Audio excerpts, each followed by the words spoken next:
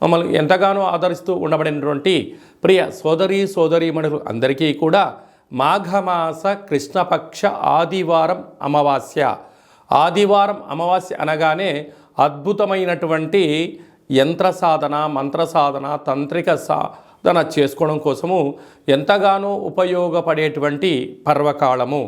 ఈ యొక్క తెలుగు సంవత్సరాదిలో చివరిగా వచ్చేటువంటి ఆదివారం అమావాస్య సందర్భంగా మనమందరము కూడా ఎలాంటి విధి విధానాలు పాటించడం వలన కాళభైరవుడి యొక్క శక్తి, కాళికామాత శక్తి మనము సంపాదించి ఒక బట్టి విక్రమార్కుడిలాగా, శివాజీ చక్రవర్తిలాగా, చాణక్య చంద్రగుప్తుడిలాగా అద్భుతమైన విజయం ఎలా సాధించాలో మనము ఈ వీడియోలో సవివరంగా సంపూర్ణంగా తెలుసుకుందాం.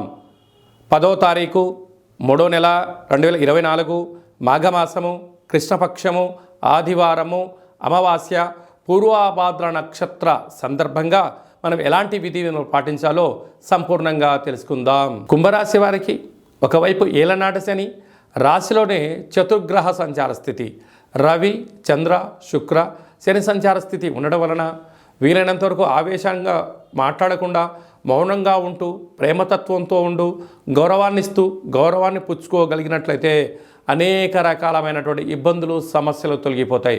యంత్రాలతో, ఆయుధాలతో, నీటితో, నిప్పుతో, మీరు మాట్లాడుతున్న ఫోన్లతో ఎంతో జాగ్రత్తగా ఉండాలి. డబ్బుల యొక్క లావాదేవీలలో అనేక రకాల సమస్యలు పొంచి ఉన్నాయి.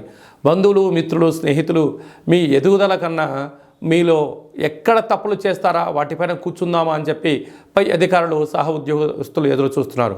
ఇలాంటి కాల సమయంలో కాళభైరవ స్వామి యొక్క హోమము, కాళభైరవ స్వామి యొక్క దీపము, కాళభైరవ స్వామి యొక్క సౌభాగ్య ముడుపు మీకు యోగాన్ని, అదృష్టాన్ని, ఐశ్వర్యం మీ సొంతం చేయిస్తుందని చెప్పి గమనించాలి.